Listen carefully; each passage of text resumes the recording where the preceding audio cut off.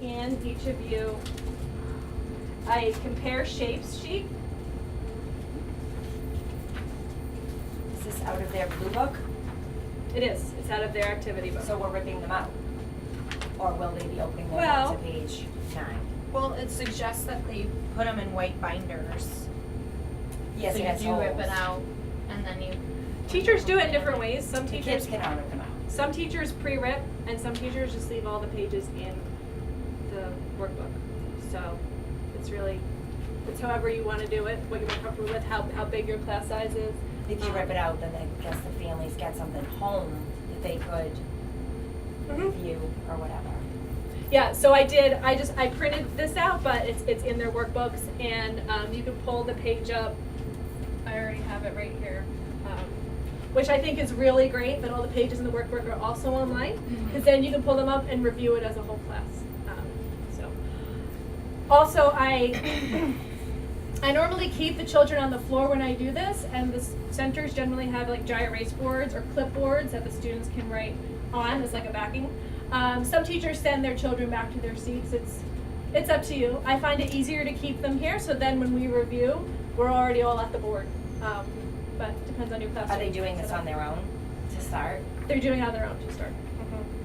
So we can do question 1 together. So we go review the directions, but we're looking at the shapes on the basket, and then we're looking at these shapes in the row next to the basket, and we have to circle the shape that is the same as what's in the row.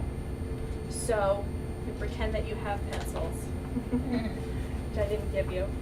And then I would have you do the answers on your own, 1 through 4. There's a back too, but we won't worry about that right now. And then once children have completed those first 4 on their own, then we can go and review it up on the board. So for number 1, who thinks they can come up and circle the shape that's in the basket?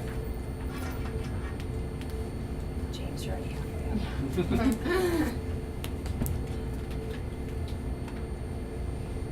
Great. Good job. And what shape is that? A circle. A circle. And then we'll just do number 2. Who wants to do number 2?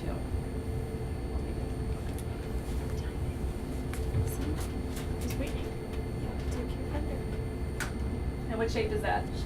Square. Very good. And this is where I usually get diamond when I'm doing a lesson with the children. It's a diamond. And then you can show how it rotates on the board. All right. So imagine we've gone through the whole sheet. So just as a review, who can tell me one shape that we learned about today? And explain it. Tell us how you know it's that shape. A square. A square. How do you know? 4 corners, and they're all the same size. Okay. And if you want, you can bring them up and draw. They can again draw a shape on the board.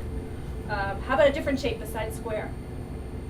We have 3 more that we learned about. Rebecca. Circle. Circle. It's round. It's round. Good. I like how you made the hand motion. And how about another shape, a third shape? James. Triangle. How do you know what is a triangle? Has 3 sides. It's 3 sides. Very good. What's the last shape? I don't know, I wasn't paying attention. I wasn't here. What was the rectangle? Thank you. I was thinking about what if they circled the rectangle? Would you click on it and click the trash button so that because then you need to, Well, you could. self-correct or correct or just. So there's an erase right here. Mm-hmm. You could erase it. Or drag it. Okay. So yeah. Is there an undo? Or there's an undo, which is this one. Which is the last. Okay. Yeah. So I can actually undo what I just did and it'll pop it Okay. back up. So, but that's a good question. You can, if you select the pointer and try to drag the box around Yeah. it. That's what I was doing before. Mm-hmm. And then, well, that blue button is what will let you delete it, which isn't coming back. Did everyone see that blue Yeah. button? That's right. Yeah. That's how you would delete it. One of the ways. Yeah, delete. But the erase button or the undo might be the easiest way. Great question. All right, so thank you very much. School's out. Yeah, school's out. Thanks for volunteering and for sitting on the floor for so long. We have assessments at the lesson level. which is an important distinction, but not every lesson has an assessment. So when you look at your lesson list, it's very easy to see which has an assessment and which doesn't. They're called lesson checkpoints. So in this unit 1, only lessons 2, 7, and 13 have lesson checkpoints. Oh, you want me to make it bigger?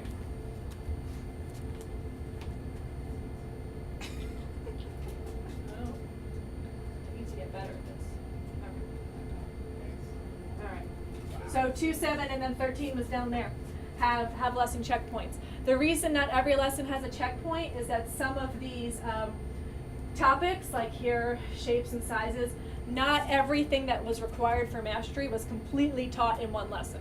It's spread out over 2, 3, 4, maybe even 5 lessons before they get that formal assessment. If you want to check progress before you get to that assessment, basically every lesson has one of these workbook pages associated with it, usually called the try it section, and you can kind of use this as your formative assessment as you go through before you get to these summative assessments. So that's the lesson level, and math also has a unit level. At the end of every unit, there's a summative unit checkpoint that you'll be giving to children too. So I'm mentioning specifically lesson and unit because you'll see as we hear other people's presentations, some subject areas don't have lesson assessments and only have unit assessments, or vice versa. So math has both, lesson sometimes, and then unit always. They're usually offline, need to be printed out for your children, the lesson checkpoints. And sometimes the unit checkpoint will be in 2 pieces. They might have a couple online questions, and then the rest will be offline.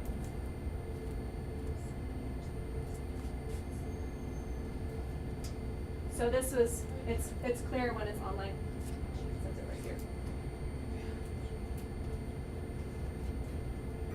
And in the cases of online, you can project it to your students. Like I said, I think this is only 3 questions. They're very brief. Some teachers who've been using the program for a while, they'll just almost use this as a warm-up or a review before the assessment and not count it as part of the grade because you have your whole offline chunk. And sometimes they have their children just talk about it with a partner or write it down on paper or write it on a dry erase board. So it's a more informal piece of the assessment, the online component. So they're mostly offline, but sometimes they'll have these online pieces. Does that make sense? Yes. All right, cool. That was just an additional look at the program assessments, and we already talked a little bit about the assessments for each course, so this shouldn't take too long, but I wanted to do just a little bit of a deeper look because it can be confusing because every course is assessed differently, and the assessments are more formal in some courses than in other courses, so I think it's important to know the difference. So I'm going to pull up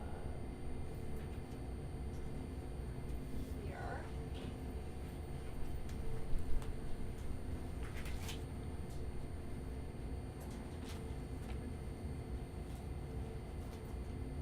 Okay, so it'll start as a bit of a review, and then as we get to the assessments, I'm going to either pull it up or hold it up, whatever the case might be. So it's a bit of a memory test. Does anyone think they remember, and maybe the group who presented this, the literature and comprehension, do you remember what the assessments were for that course? I hear some nones, I hear some offs. So this is how I set up this chart with my little draggy boxes. Oh.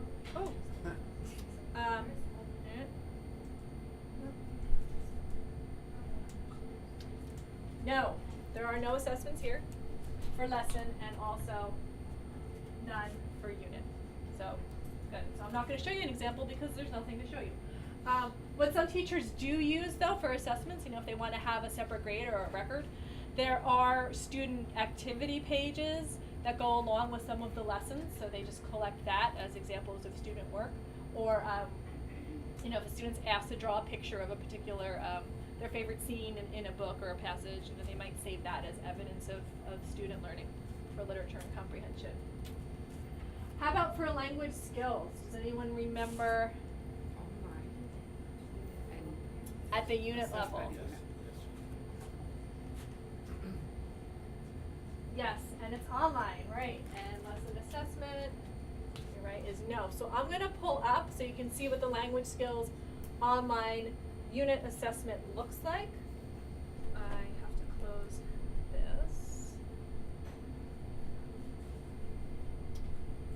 I think I had to close that. Well, I closed it.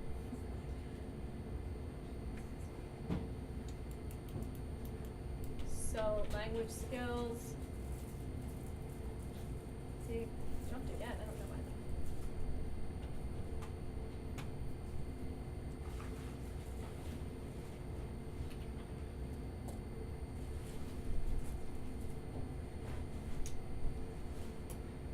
Can I try a keyboard shortcut to make it smaller?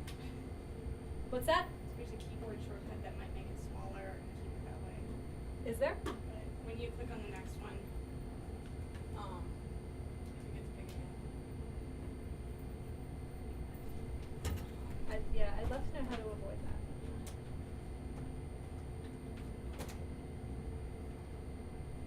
Check that and see if it stays that It'll way. keep it like that? Okay. I don't know. We'll try it. Yeah, I'll try anything at this point. Okay, so the unit checkpoint, and these are all 10 lessons long. So every 2 weeks, you'll be doing one of these in literature. I mean, in language skills.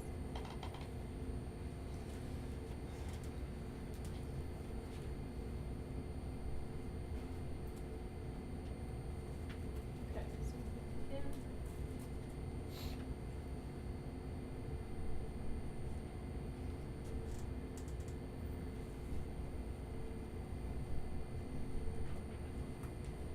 Okay. And there's sound for these? Click the red baseball cap. Click the red baseball cap. So there's a couple different ways you can give these to your students. Any thoughts before I give you a couple ways, but how might you present this assessment to your class? You could do the same cards like you just did with us. So Yeah? you have to choose one. You can do response cards. Okay, and this is a good format for that because it's already in ABC. You can also actually print these out if you wanted to. So you can click, there's a print button that's always here. And you can print entire assessment.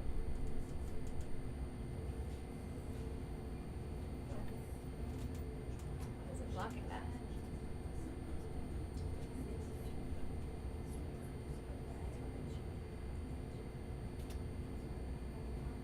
I guess that didn't work.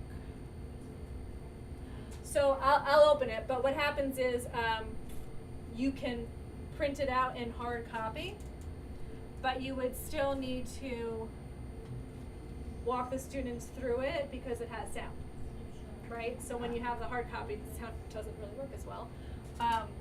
But it's easy to walk students through. So if you have it printed out and they all have the page in front of them, you can say, okay, number one, and you don't have to say, you can just click the button for them. And they all Click the have red baseball cap. they all have their paper in front of them, and they can circle their answers that way too. So it kind of depends on what your preference is. Like, do you want to collect and have something physical to have for every student for this, for language skills? Or do you occasionally want to do kind of like an informal glance around the room, see who's holding up the correct response card, for example? Can you just skip to the next question without putting the answer in then, if you're trying? Yeah, I think so. Good question. Yes. Just go back and complete it at the end so it shows it's completed. Yeah, you don't even have to complete it. Yeah, it's up to you. You can, I mean, you can click an answer and then at the end you can click submit, but you don't have to. Does that make sense? Okay. So you can print it or you can just have them, I mean, response cards or have them do it in front of them on paper. Okay, so that's our language skills. I probably shouldn't have closed what I already had opened, but. So we already talked about the top two. And how about for phonics? Does anybody remember what the phonics assessment situation was? At the lesson and or unit level? Friday assessment. Every Friday, yeah, every 5 days, your assessment is offline at the unit level.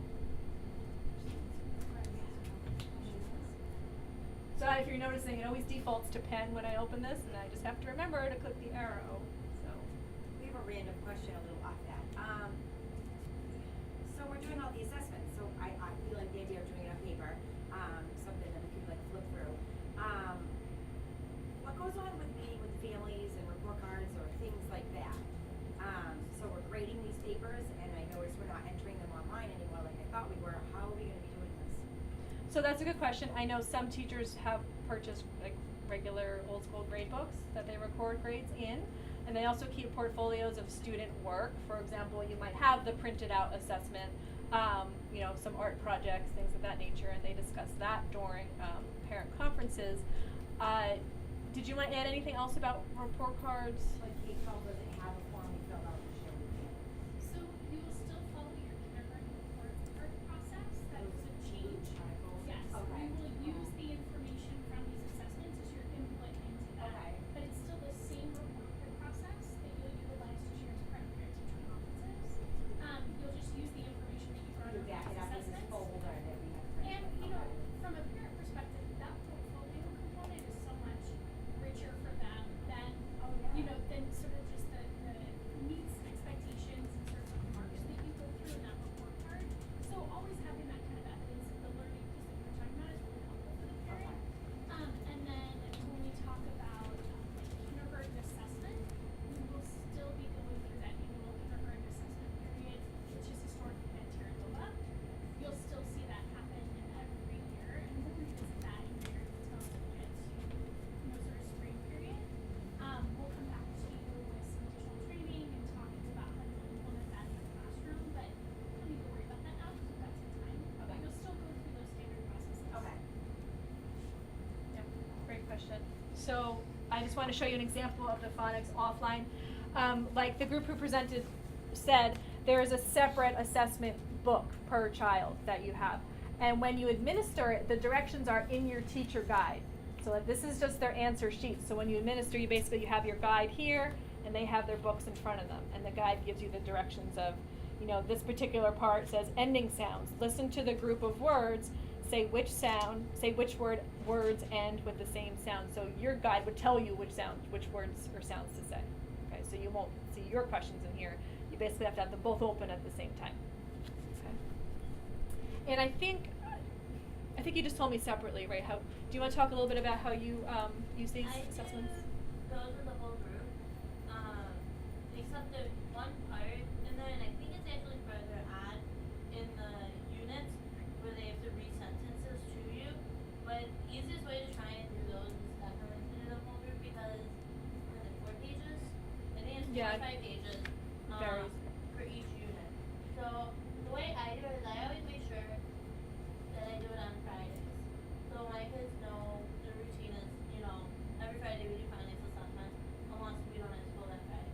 But if I have like a 4-day week, then I'll break up my other units so that I'm still making sure that I end every Friday. So it just gives them that sense of routine that they know when it's phonics time. They know that we go over, we do the few little online lessons that they get, and then they know that they're doing their assessment book also. It just makes it easier for them to keep up with their routine. All right, thank you.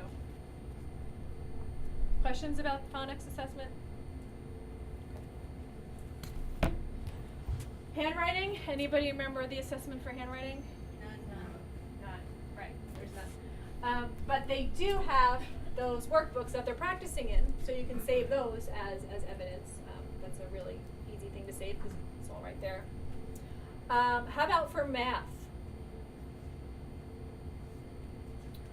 That one was from way early on. That was the first presentation. Yes. Both the lesson and the unit assessment. Yes. Always on. So they have both lesson and unit. The lesson is almost always offline, and you do have to print these out. These actually have to be printed out. I'll pull one up to show you, but let me reveal this one too. And yes, unit assessment, both. So usually there's an online piece, not always, but sometimes there's those 3 online questions followed by an offline piece. And those are not in the activity book pages. I'm not entirely sure why not, but they're not included in there. So let me jump back. math.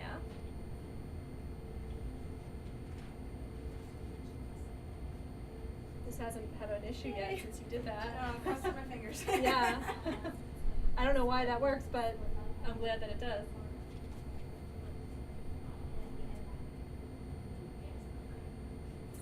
So if I go over, so there's always more than one way to access something in the system, but if I go to materials, I guess it's not here either. Maybe there is only one way to access it. That's not the first time I've done that. I always think the checkpoint would be in the materials section, but in that case it wasn't. So I'll just do the shortcut. I'll go right to the checkpoint. And it says print the checkpoint and have students complete it on their own. You have to hit begin to get to the checkpoint. And it's right here. It's assessment sheet. So you'd have to pull that up. And this assessment sheet is what you would print out for the children. Something I remember from the all the training and everything was, even though it says on their own, it doesn't mean send the kid off by themselves to go do it. It just means you can't give them the answers, right? Right, yeah, like Okay. you can read the questions to them and make sure they understand the directions, but, right, so, and they're not supposed to like work with a partner on it or anything, yeah, exactly, good point. So that's the lesson assessment, and then unit assessment is essentially, so this is where I had clicked earlier with those 3 online questions. And this is also the same deal where you have to print the checkpoint and have students complete it on their own. So you just have to remember to do that when you come to a checkpoint lesson, to have these printed out and ready for your children. So just something to remember. Nicole, was there anything else about the math assessments, or was that? I don't know, those are different ones that I do, if I not do whole group, and I put those in their portfolios, any assessments I put in their portfolios, just so that I can go back and reference, and especially like with report cards, and parent teacher conferences, if somebody's asking, you know, parent asks a question, I have a quick easy reference, and I can do with that. Okay, great. Any, go ahead. Sorry, I actually have a question for you. Do you go through and print all these in advance so that way when you get to it, you just have to make like 15 I bring copies? I have a binder, it's probably about this size, Okay. and I go through and I didn't use that, but I just print out every single, And that I was- did lesson checkpoints and unit checkpoints, and they're all whole parts of the binder, so when we get to them, I just have to go through and photocopy for that many class, people in my classes. So I have it as a quick reference guide. Same thing I meant to say with the science, with your black math knowledge, definitely put those in the worksheets inside the binder also. Okay. Yeah, they're already hole punch. So. Okay. So we did math. What about for art? So that, I don't think we talked a whole ton about it, but it was mentioned. 3 assessment questions. Yeah, lesson, online only, exactly. So, yes, online for the lesson level, and there's not anything at the unit level. So I'm gonna jump back into art. And the art are fairly informal. While I'm pulling this up, Nicole, do you use yours? Is it like informally when you use your art assessments, or how do you manage those?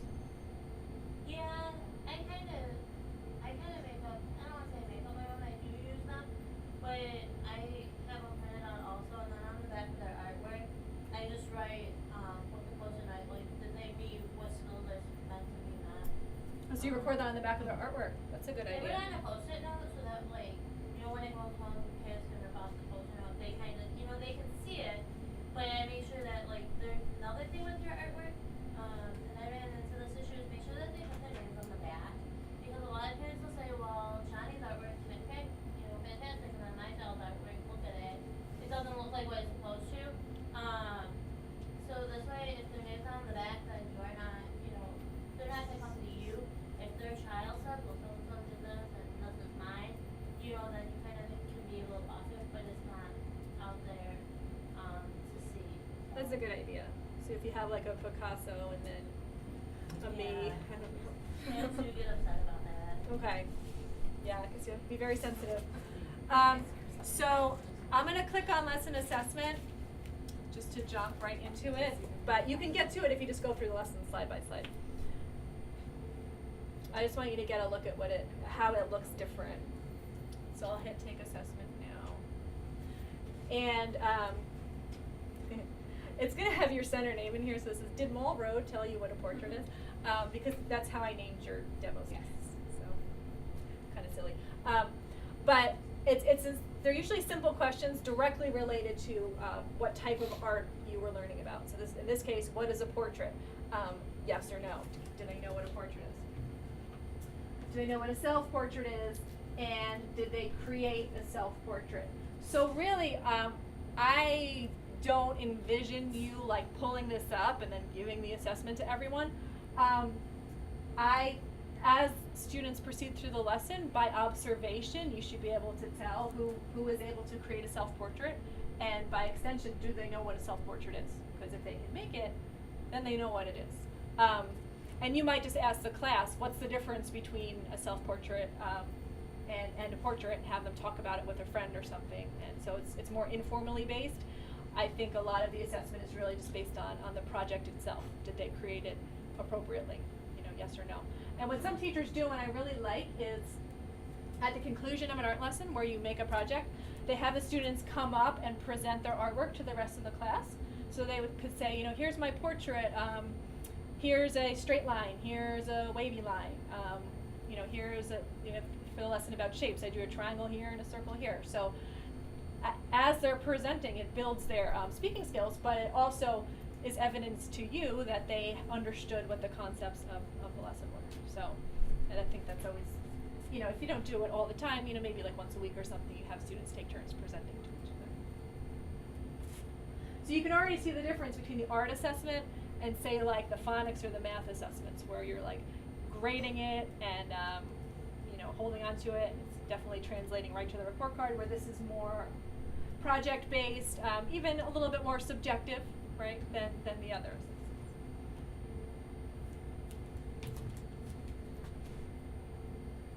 Okay, a couple more. How about social studies? Yeah, not so much happening there. It says yes online because, and no for unit, there's only one unit. When you're in a social studies lesson, there's a section called Try It, that most lessons have, and it's 2 to 3 multiple choice questions. So if you want to use that as a grade, if you want to translate that those 3 questions into a grade, you absolutely can. And I know this one definitely has a Try It.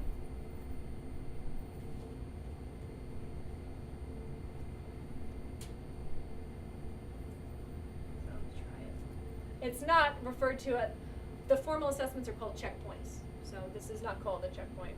But up here you'll see it says assessment.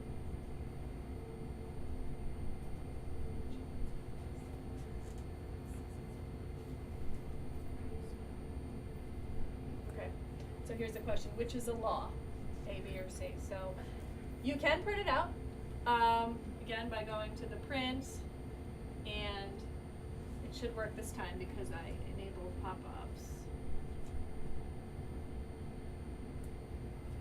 Yeah, there you go. So you can print it out like this and then just read it to the students. Or they can do the response cards, you know, if you have those. Or if you don't make response cards but you have dry erase boards, they can write their answers on a dry erase board. So again, a little bit more informal here.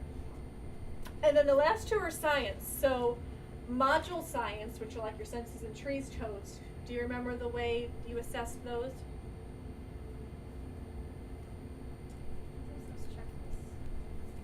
Exactly. Yeah, they're in here. And this is what Nicole was saying about just putting it in a binder because they're already hole punched. And before you write your students' names down the sides, you want to make sure you copy it first. So, but this is your means of assessment for those science modules. Is this checklist? Oh, the Blackline Masters? Yeah, it comes in a shrink wrap package. But in your teacher guide, these are called embedded assessment checklists. So that's what these are referred to as. And that's it. So nothing for the unit here, but you have your checklist version. And then finally for virtual science, I don't think we mentioned this, but when you have to go into those virtual lessons, depending on what your pacing guide tells you, there are no unit assessments. There are, at the lesson level, there's online assessments, and they look a lot like the art assessments, except